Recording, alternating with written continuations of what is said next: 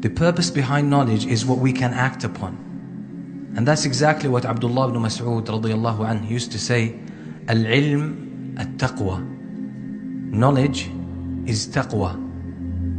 Taqwa is something that is usually apparent, or it has clear manifestations.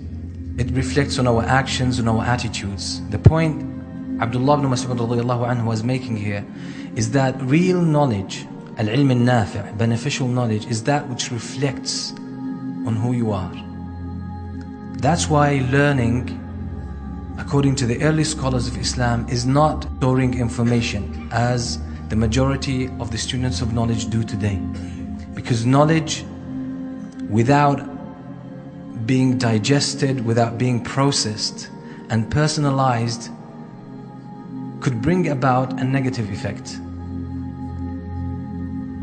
And that's the secret behind the companions learning 5 verses at each time, learning the knowledge therein and acting on that knowledge, and then after they have completed this, they move on to another 5 verses. That's the way they used to study Islam, and that's why they learned, and that's why they excelled.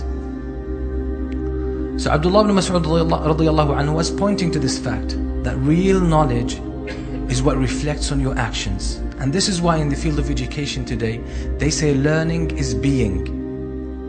Learning is being. That means if the knowledge that you learn, or the knowledge you acquire, if you don't process it, if you don't break it down and personalize it, and it becomes part of who you are, if it doesn't mix with your blood and your flesh, you haven't learned anything.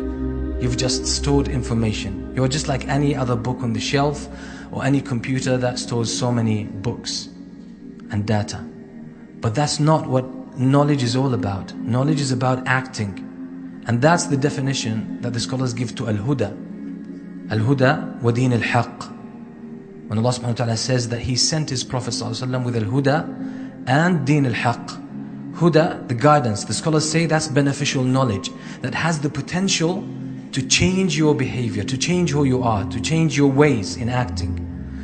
Wa deen al-haq is the actual acting on knowledge.